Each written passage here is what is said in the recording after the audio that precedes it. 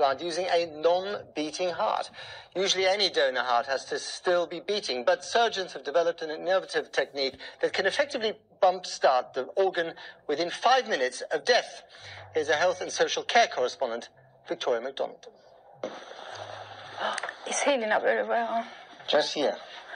Hussein Ulakan is of course aware that he has made medical history, but the way he sees it, he had no choice.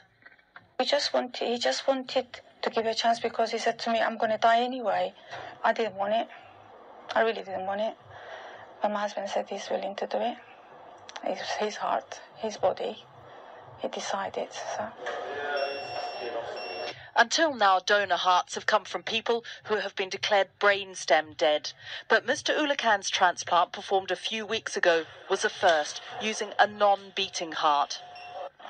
Last year, Australian surgeons performed a similar transplant in Sydney, using a heart-in-a-box system which keeps it nourished and beating until the patient is ready.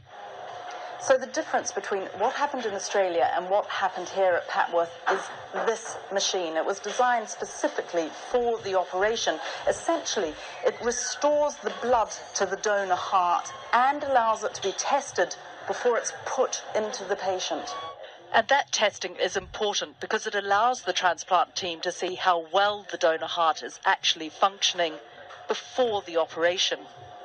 There is a desperate shortage of organ donors, but today's surgeons said they believe this new method could increase the number of donated hearts by 25%.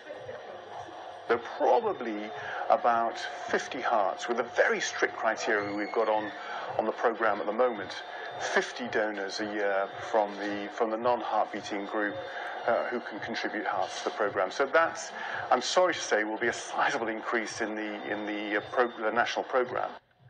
Non-beating heart donations have been used for some time now in kidney, liver and a few lung transplants, but it was thought the heart would be too damaged once it had stopped beating. Now it turns out it's more robust. In Mr. Ulakan's case, the donor heart had stopped for 11 minutes before the procedure began. It was, though, a 12-hour operation, and today his wife Miriam told us she had feared the worst when the surgeon came to find her.